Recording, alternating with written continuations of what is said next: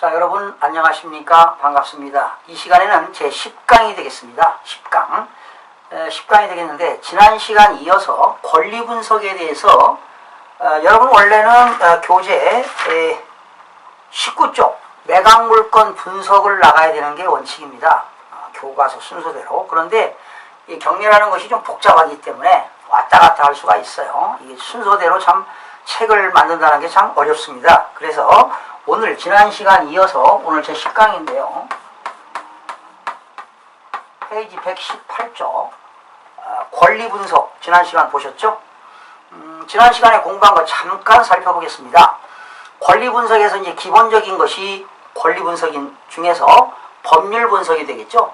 법률 분석. 그리고 지역 분석, 수익 분석, 성향 분석, 가치 분석, 평가 분석, 다양한 분석들이 나옵니다. 또 이런 그 경매 물건은 이제 임자 활동이요. 임자 활동이라고 하는 것은 실질적으로 물건 소재지에 가서 현장 눈으로 여러분들이 확인해 보는 것이 가장 바람직합니다. 뭐 부동산, 토지든 아파트든 상가든 모든 것은 현장에 가서 임자 활동 해보는 것이 아주 유익하죠. 자, 먼저 지난 시간 공부한 것 중에 부동산 등기상 전부증명서에는 세 가지가 있었죠. 부동산 표시사항이 나오는 표제부가 있고요. 표제부라고 하는 건 그 부동산의 역사를 말합니다. 지번이 뭐냐, 징옥이 뭐냐, 그리고 또 부동산 위치, 면적은 얼마냐, 구조는 뭐냐, 뭐 철근 콘크리트냐, 여러 가지. 그리고 변동사항입니다. 이런 것들이 기록하는 것이, 즉 부동산의 그 역사를 기록하는 것이 표제부가 되겠고요.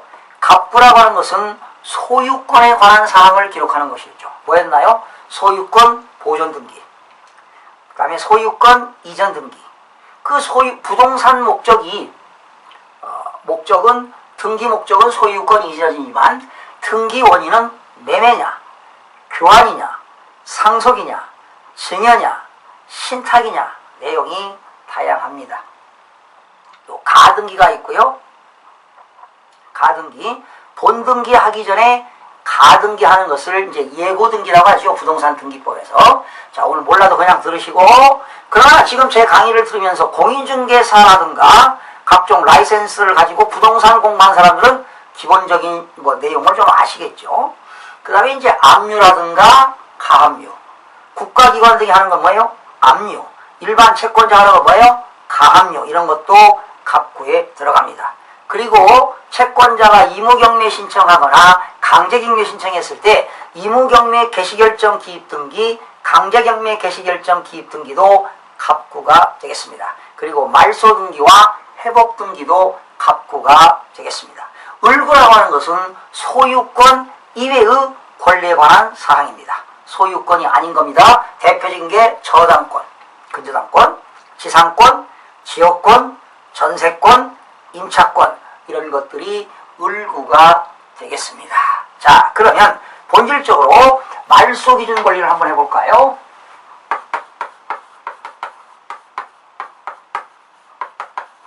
말소기준 권리. 이 말은 낙찰자가, 그러니까 입찰하는 사람이 법원에 있는 부동산을 낙찰받고, 자, 추가 비용이 들어가느냐. 여러분, 법원에서 여러분들이 경매물건 낙찰받고 추가 비용이, 만약에 법원에다가 추가 비용이 들어간다거나 아니면 낙찰받고 그 물건에 대해서 뭔가를 낙찰받고 여러분이 책임져야 된다는 거 있으면 어떻게 될까요? 불합리하지요. 그래서 낙찰을 받고 추가로 내가 뭔가를 인수해야 되느냐, 낙찰받고 다 소멸시킬 것이냐, 이런 것들을 인수냐 소멸이냐. 그러니까 여기서 인수라고 하는 건 낙찰자가 뭔가를 등기부상에 나온 내용을 않는 거, 인수하는 거, 이런 책임이 있느냐 없느냐, 내가 낙찰받고 다 소멸되느냐. 자, 이 말은 내가 낙찰받고 추가적으로 뭔가가 부담을 할 거냐, 추가적으로 부담을 안 할 거냐, 이렇게 기준을 정하는 것이 말소 기준입니다. 여러분 뭐든지 하면서 기준을 잡잖아요. 기준. 낙찰을 받고 추가 비용이 들어가느냐 안 들어가느냐 이러한 결정하는 것은 대단히 중요한 일입니다. 그러니까 법원에서 물건을 낙찰을 받고 추가 비용이 들어가느냐 안 들어가느냐를 결정짓는 것을 기준이라고 한다 이 말이죠. 기준. 여러분 저 군에 가보면 뭐 학교 다니면서 자 횡대, 종대, 횡대, 종대 기준 해가지고 기준 잡아서 일렬로 나란히 쓰고 있지 않습니까? 그런 기준이 되는 겁니다. 기준. 그래서 거기 말소 기준 권리라는 게 여러분 교재 118쪽에 나왔는데요. 한번 제가 읽어보겠습니다. 같이 읽어보겠습니다. 매수인이라는 게 뭐예요? 낙찰받은 사람은 매각 물건을 법원에다가 완납해야 돼요. 완납과 동시에 등기 여부에 관계없이 여러분 일반 부동산은요 개인 간의 매매 계약을 체결해가지고 잔금을 지급하면 언제 소유권을 취득합니까? 등기소에 가서 등기를 해야 소유권을 취득합니다. 그런데 법원에 있는 물건은요 법원에다가 잔금만 지급하면 등기 여부에 관계없이 취득으로 인정을 받습니다. 그래서 거기 나왔죠. 등기 여부와 관계없이 사실상 매각 부동산의 소유권을 취득하게 된다. 등기하면서 부동산 등기부 등본상의 권리 중, 자, 내가 이제 등기하는 거죠. 이제, 낙찰 받았으니까. 그런데 등기상의 권리 중 어떤 권리들은 내가 법원에다가, 등기소에다가 말소, 촉탁 등기 대상이 되어 소멸하게 되고, 어떤 권리들은 매수인에게 인수된다. 그러니까 낙찰을 받고 어떠한 권리들은 매수인에게 소멸되고, 어떠한 권리는 매수인이 인수하게 된다 이 말이죠. 이때 말소와 말소, 소멸이 말소지요. 소멸, 말소와 인수가 되는 그 권리, 말소와 소멸과 인수가 되는 그 권리 기준이 되는 것, 되는 권리를 뭐라고 한다? 말소 기준 권리라고 한다. 거기 나왔죠. 매수인에게 인수되는데 이때 말소와 인수 기준이 되는 권리를 말소 기준이라고 한다. 말소 기준 권리가 될 수 있는 권리는 뭐가 있느냐? 압류, 가압류, 저당, 근저당, 담보가 등기, 강제경매 개입, 강제경매 기입 등기가 있는데 이 권리 중 등기 일자가 가장 빠른 권리가 말소 기준 권리가 된다. 자, 여러분 오늘 다른 거는 다 필요 없고 요것만 암기 한번 해보세요. 말소 기준 권리는 압류, 가압류, 저당권, 근저당권, 담보가 등기, 강제경매 개시결정 등기, 개시결정 기입 등기, 강제경매 개시결정 등기, 강제경매 개시결정 등기, 강제경매 개시 등기 이런 것들이 말소 기준 권리가 되겠습니다. 이거 벌써 집어넣으세요. 먼저 뭐라도 압류, 가압류, 저당, 근저당, 압류, 가압류, 저당, 근저당, 담보가 등기, 담보가 등기. 여기서 이제 담보가 등기, 이 등기부상에는요 담보가 등기가 안 나오죠. 그냥 가등기예요. 가등기, 애고 등기인데. 우리가 이제 이런 거 있죠. 가등기 부동산을 사겠다고 잔금을 줘야 등기를 내 앞으로 소유권 등기되는데 뭐 중도금까지 지급하고 잔금을 못 주니까 부득이한 사유가 있으니까 가등기 치고 나중에 잔금 지급하면 소유권 이전 본등기 하겠다는 이렇게 하는 가등기가 있고요. 돈 빌려주면서 담보 목적으로 등기하는 가등기도 있습니다.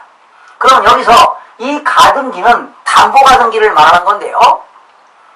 나중에 이 가등기권자가 법원에다가 경매를 신청했다는 것은 가등기권자가 돈 받을 권리가 있다는 거죠. 채권자로서.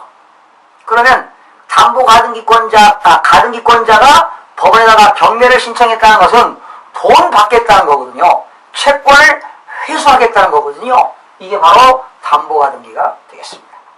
나중에 다시 다 하니까요. 자, 오늘은 뭔지를 몰라도 그냥 암기하세요. 압류, 법류, 처당, 근저당, 담보가등기, 강제경매, 개시결정, 기입등기 이런 것들이 말소 기준 권리가 된다는 겁니다. 자, 그러면 이 그래서 이제 그림을 한번 그려볼게요. 이게 이제 이 일자지만 날짜 순서대로 해보겠습니다. 누군가가 2008년에 소유권 이전 등기했습니다. 뭐해서? 등기 원인은 매매입니다. 매매해가지고 소유권 이전 등기했어요. 그런데 보통 소유권 이전 등기할 때 대부분 자기 자본이 아니면 남한테 돈 빌려오잖아요. 그래서 은행에서 언제? 이게 5월인데 2008년 5월에 은행에서 근저당권을 설정했어요. 그러면 이거는 갑구가 되겠고요. 이거는 소유권 이전에 관한 등기는 갑구가 되겠고요. 근저당은 어디에 들어갑니까? 을구라고 했잖아요. 저당권, 지상권, 지역권, 전세권, 임차권은 다 을구니까 이건 을구가 되겠고요. 그 다음에 이제 근저당권 설정했는데 이런 상태에서 임차인이 들어올 수 있죠. 임대차 계약할 수 있어요. 집주인이 여기서 살지 않고 임대차 계약을 할 수 있다 해서 여기서 임차인이 들어왔는데 근저당권 설정 이후에 들어온 임차인을 뭐라고 하느냐? 후순위 임차인 그럽니다. 근저당권보다 늦다라는 거죠. 근저당권보다 늦다. 후순위 임차인 그럽니다. 이것이 2008년 7월이라고 가정해 봅시다. 자, 그런데 이 집주인이 세금을 못 냈어요.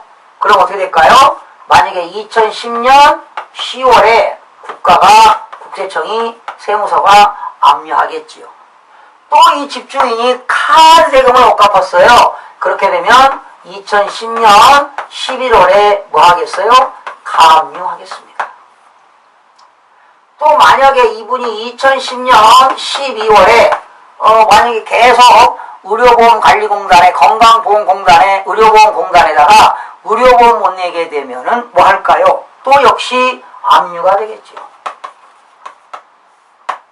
그러면 지금 이렇게 2008년 5월달에 부동산 산 사람은 지금 자금 사정이 좋지 않다는 거지요. 그러면 은행에서 만약에 이 아파트를 3억에 샀다. 그리고 근저당권이 1억 5천이다. 그리고 후순위 임차인은 전세 금액이 1억입니다. 충분히 가능하죠. 3억 주고 샀는데 은행에 빌려온 돈은 1억 5천이니까 3억에 팔아도 1억 5천 청산하고도 1억 5천 여유가 있으니까 임차인한테 1억을 임대차 계약을 체결한 겁니다. 전세로. 그래도 이 사람은 지금 여러분 전세 계약이다 그러니까 월세가 안 나가는 전세라 하더라도 임대차 계약입니다.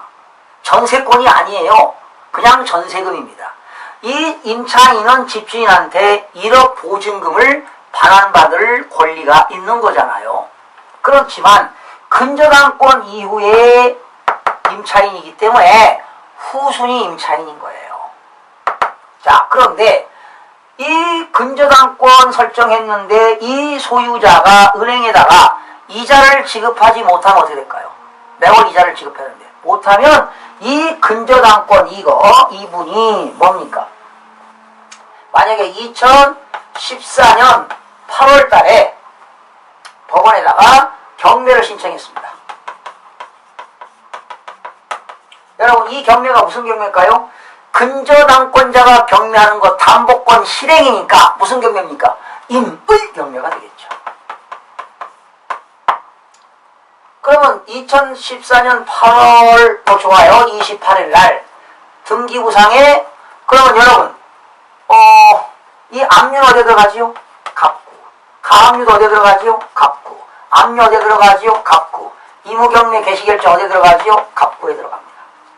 자, 그러면 이 근저당권자 은행이 법원에다가 이무경매를 신청하게 되면 법원에서는 임무경매 신청이 합당한가, 근저당권 설정 계약서가 있는가, 있다고 한다면 법원에서는 등기소의 등기관한테 촉탁합니다.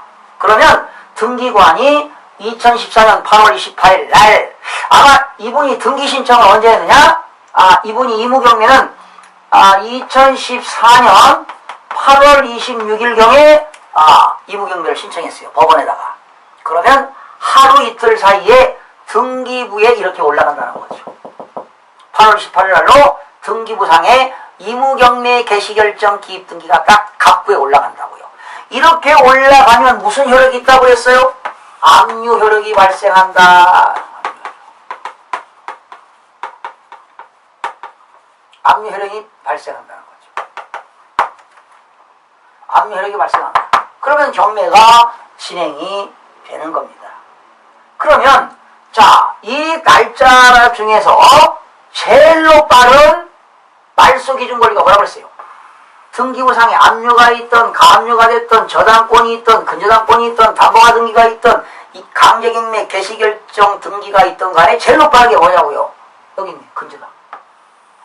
날짜가 2008년 5월. 그 다음에 이제 압류가 그 다음 빠르네요. 만약에, 그러면 이것이 바로 뭐냐? 이게 말소 기준 권리라는 얘기입니다. 이게 말소 기준 권리예요.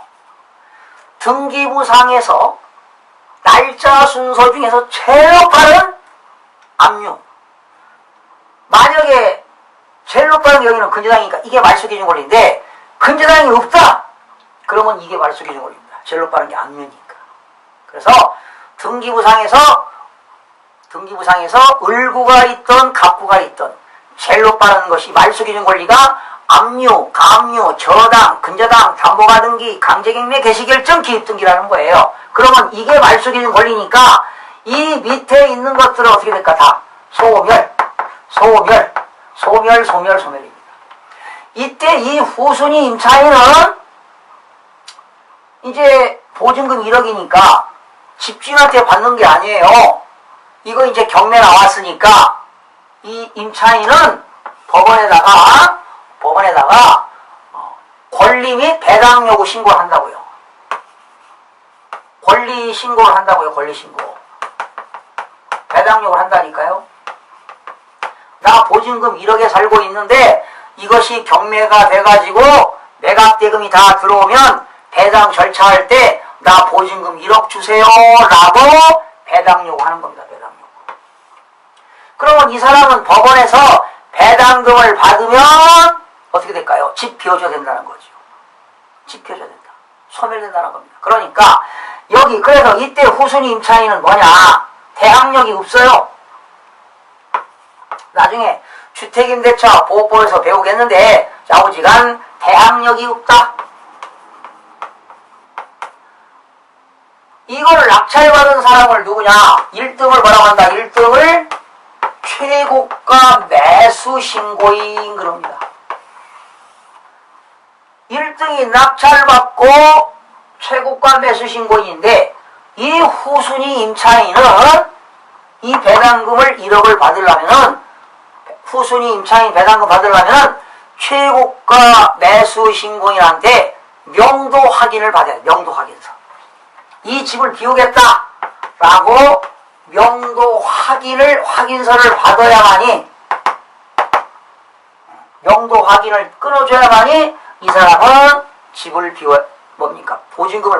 배당금을 받을 수 있다는 겁니다. 그리고 집을 비워야 된다는 거지요. 그러면 이 민사집행법은 누구를 위한 법입니까? 최고가 매수신고인을 위한 법이다라는 겁니다. 그래서 결과적으로 최고가 매수신고인 입장에서 말소기준 권리라고 하는 것은 등기부상에서 제일 빠른 기준이 되는 것. 압류, 가압류, 저당, 근저당, 담보가 등기, 강제경매, 개시결정, 기입등기.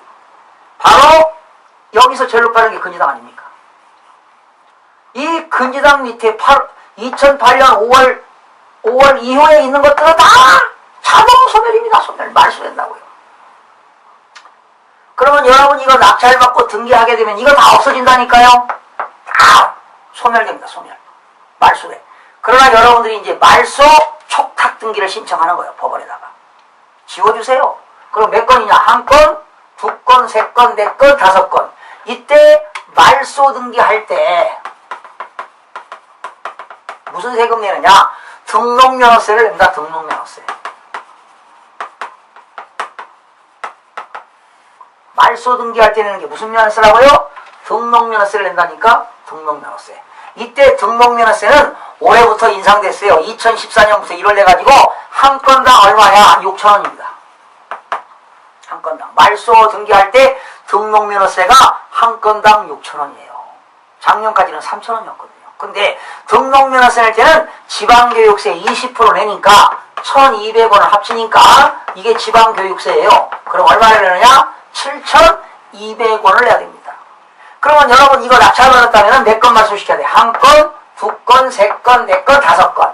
그러면 7,200원 곱하기 다섯 건 하면 얼마냐? 36,000원에 등록면허세를 내야만이 말소 촉탁 등기 신청할 때 등록면허세 영수증을 첨부해야 등기할 때 신청해야 됩니다.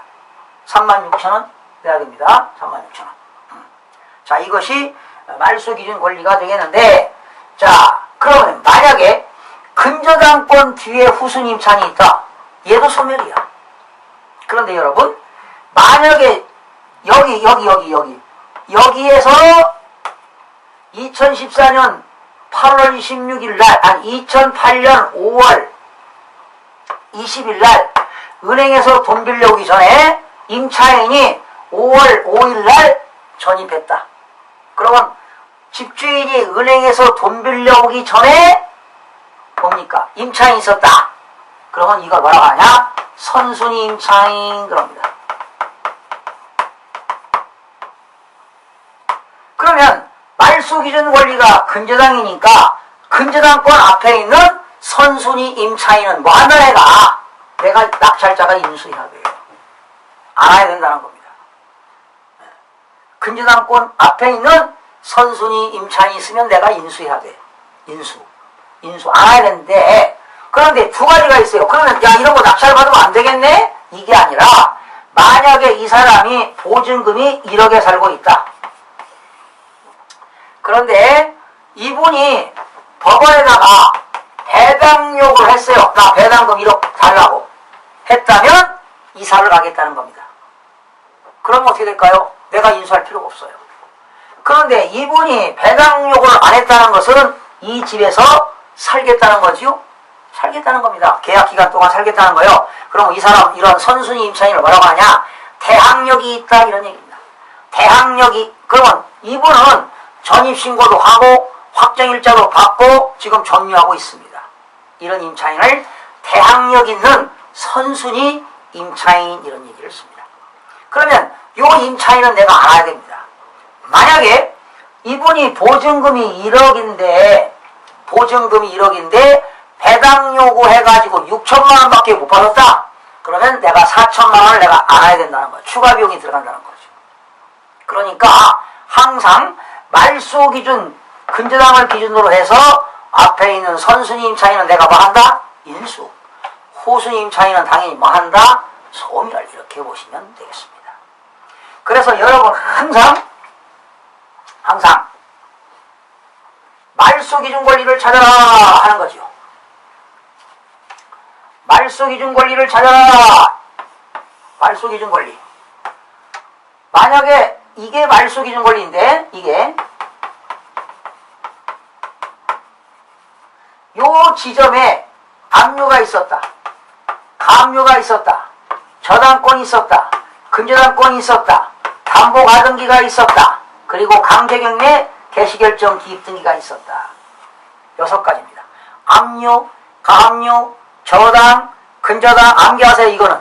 자, 내용을 몰라도 그냥 암기하세요. 저당, 근저당, 압류, 가압류, 저당, 근저당, 담보가등기, 강제경매 개시결정 기입등기가 말소기준 권리인데 이 앞에 있는 것들 어떻게 된다? 인수. 이런 것들 뒤에 있는 거 다 뭐야? 소멸이 되겠습니다. 그럼 아까 하나 배웠죠? 여기 후순위 임차인 어떻게 된다고 그랬어요? 소멸. 여기 선순위 임차인은요? 인수한다고 그랬죠. 잘못하면 추가비용이 들어간다는 거지요. 그러나 이 선순위 임차인이 배당 요구해가지고 배당금 다 받아가면 그건 안전한 건데, 배당 요구해서도 배당을 다 못 받아가면 낙찰자가 추가비용을 알아야 된다는 겁니다. 아시겠죠? 그래서 압류, 이러한 말소기준 권리 앞에 있는, 여러분 어디를 보시냐면 뒷장에 120쪽을 보세요. 120쪽. 자, 120쪽을 보게 되면 이러한 말소기준 권리 앞에 있는 것이 뭐가 있느냐? 지상권이네. 지상권, 전세권, 지역권, 이 세 가지가 용익물권이라고 하는데, 지상권이라고 하는 건 타인의 토지 위에 정착물이 있는 게 지상권입니다. 전세권이라고 하는 건 전세금을 지급하고 타인의 부동산을 사용 수익할 수 있는 권리가 전세권. 여러분, 이 전세권은 그냥 전세금 준 게 전세권이 아닙니다. 전세권은 등기한 겁니다. 집주인의 동의, 허락을 받아가지고 등기부상에 등기가 되어 있는 게 전세권입니다. 그리고 임차권.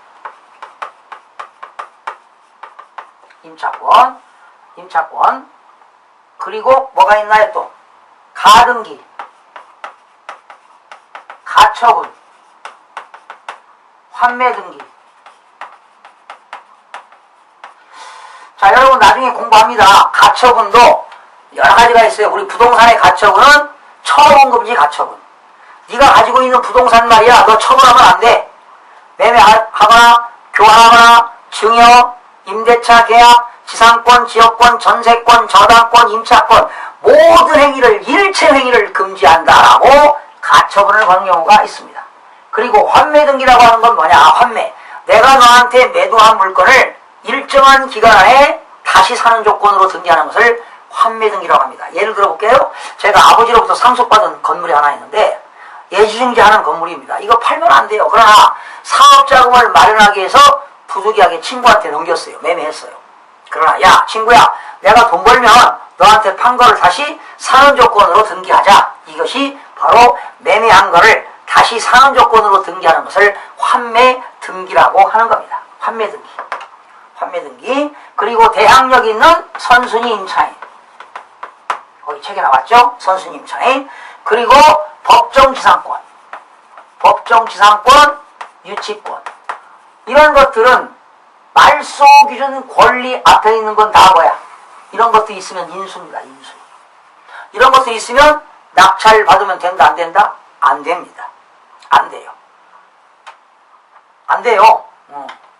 말소기준 권리, 압류, 등기부상의 절로바른 압류, 가압류, 저당, 근저당, 담보가 등기. 그러니까 여기 이 시점에 압류가 있던, 여기 이 자리에 가압류가 있던, 이 자리에 저당권이 있던, 이 자리에 근저당이 있던, 이 자리에 담보가 등기가 있던, 이 자리에 강제경매 개시결정 기입등기가 있던 이 6가지 중에서 제일 높은 기준을 잡아놓고 그 앞에 있는 지상권, 전세권, 지역권, 임차권, 가등기, 가처분, 환매등기, 선순위 임차인, 법정지상권, 유치권, 이런 것들은 낙찰자가 뭐 한다? 인수한다는 겁니다. 추가적으로 알아야 된다는 겁니다.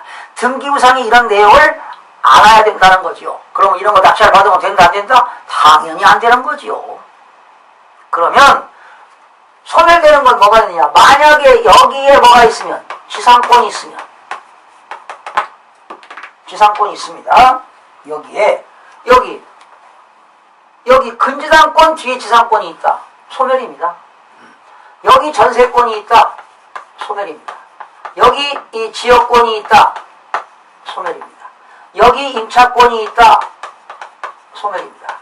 뒤에 가등기가 있다. 소멸입니다. 뒤에 가처분이 있다. 소멸입니다. 뒤에 환매등기가 있다. 소멸입니다. 뒤에 후순위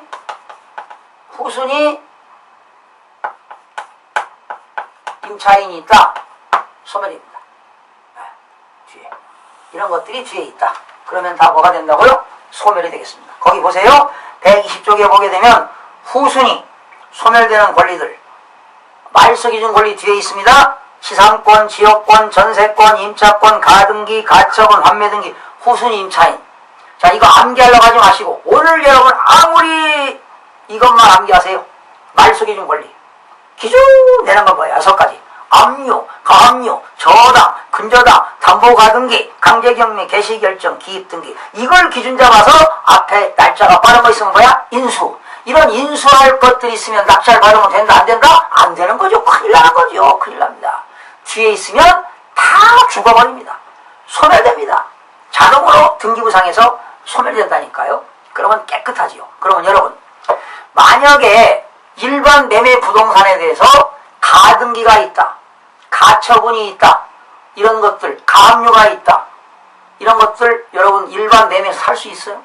절대 못 삽니다. 그런데 법원에서는 말소기준 권리 뒤에 있는 것들은 다 법원에서 말소시킨다니까요. 법에 정해졌어. 민사집행법에. 소멸되기 때문에 이런 것들은 안전한 물건이다. 그래서 어쩌면 경매 물건 사는 것이 확실하다 이러니 깨끗합니다. 깨끗해. 그런데 보통 사람들은 경매는 그 빚진 사람들, 불쌍한 채무자들의 물건인데 그걸 낙찰받아가지고 내가 뺏는 거 아니냐. 그렇지는 않습니다. 빠른 경매가 이루어져야, 그래서 여러분 민사집행법이 최고가 매수신고인을 권리를 보호해 주기 위해서 만든 것이 바로 민사집행법이 되는 겁니다. 바로 뭐냐? 이런 것들이 빨리빨리 이루어져야 경매가 진행되어야 국가 경제도 크게 이바지하고, 그리고 채무자, 그 종전 소유자의 채무도 줄일 수가 있습니다. 만약에 경매가 계속 진행이 안 된다면 이자는 눈덩이처럼 늘어날 수밖에 없습니다. 채무가 증가된다는 거지요. 그래서 빨리빨리 경매가 진행되어야 채무자의 채무를 탕감해주는 그러한 이유도 있는 겁니다. 그리고 낙찰받는 사람은 어떻게 됩니까? 취득세도 내고 경제활동에 크게 국가 경제력에 이바지하는 거죠. 세금도 내고, 또 팔아서 이득이 생기면, 양도차익이 생기면 양도소득세도 내고요. 얼마나 국가 발전에 크게 이바지하는 것입니까? 그래서 경매처럼 깨끗한 게 없습니다. 그래서 여러분, 경매는요, 말소기준 권리가 있습니다. 대단히 중요하기 때문에 강조합니다. 압류, 가압류, 저당, 근저당, 담보가등기, 강제경매, 개시결정, 기입등기를 기준으로 해서 앞에 있는 것들은 인수, 뒤에 있는 것들은 자동 소멸. 그럼 앞에 이런 것들이, 여러분, 내가 근저당권 앞에 가처분 있는 거 있으면 낙찰 받으면 돼요, 안 돼요? 안 되지요. 가등기 있으면 돼요, 안 돼요? 안 되지요. 또 선순위 임차인이 있는 거는 뭐 인수하더라도 권리분석해가지고 선순위 임차인이 배당 요구해가지고 보증금 다 받아가면 깨끗하게 낙찰 받아도 되는 겁니다. 그래서 권리분석이 상당히 기본적인 거지만 중요한 것이 되겠습니다. 그렇다고 여러분, 경매물건은 뭐 제일 중요한 게 권리분석. 그렇지 않습니다. 여러분, 경매에서 중요한 것이 어떤 거라고 생각하십니까? 권리분석은 기본이죠. 법률적인 분석, 그리고 낙찰, 그리고 명도, 그리고 처분. 어떤 분들은 뭐가 가장 중요하냐 그러면 권리분석이 가장 중요하다고 합니다. 그런데 이러한 법률적인 권리분석은요, 누구나 다 할 수 있어요, 공부하면. 그리고 컨설팅 회사에서 누구나 다 알려주니까 별로 문제가 되지 않습니다. 그래서 점수를 매긴다면 이거 한 5점? 명도? 낙찰받는 거 이게 뭐 한 80점 되겠네요. 그래서 법원에서 1등으로 낙찰받는 사람을 뭐라고 합니까? 최고가 매수신고인이라고 합니다. 이게 1등 하는 게 제일 어려운 거예요. 낙찰받는 거. 그리고 명도 하는 거, 이거 뭐 5점. 명도. 인도명령 하면 되는 거예요. 여러분 낙찰 받고, 여러분 후순위 임차인 같은 경우는 배당금 받으려면 최고가 매수신고인이 명도 확인을 끊어줘야 돼요. 그래야만이 뭡니까? 배당을 받을 수가 있어요. 그러니 얼마나 입지가 최고가 매수신고인이 대단한 이치입니까? 그리고 이제 어떻게 됩니까? 처분 한 10점 되겠죠. 내가 이걸 처분하는데 이거를 임대할 거냐 임대해서 매달 임대 수익을 얻을 거냐, 아니면 처분해가지고 일시적인 이득을 얻을 거냐, 이러한 결정하는 합리적인 의사결정하는 것도 대단히 중요한 거지요. 그러나 가장 뭐니 해도 낙찰받는 것이 최고입니다. 어떤 분들은 명도하는 게 어렵다고 하는데요, 낙찰받고 세입자가 집을 안 나가면 머리가 아프대요. 이런 것들은 뭐 그렇게 어렵지 않습니다. 다 인간이 하는 거니까 서로 만나서, 그래서 여러분 낙찰받고 늘 어떻게 됩니까? 그 소유자라든가 임차인 집에 가서 음료수 사가지고 가서 서로 인간적으로 대하고 그들의 고뇌를 들어주고, 바로 이것이 인지상정 아니겠습니까? 자, 이렇게 해서 오늘 이 시간에 118쪽, 119쪽, 120쪽에 있는 기본적인 권리 분석에 대해서 살펴봤고요. 여러분, 다음 시간 11강 시간에는요, 자, 이제 여러분 교재 19쪽에 보면 매각물건 분석, 진짜로 뭡니까? 사례를 가지고 한번 하면서, 야, 경매가 이렇게 흘러가는구나 하는 걸 한번 느끼는 시간을 갖도록 하겠습니다. 여러분, 다음 시간에 찾아뵙겠습니다. 수고하셨습니다.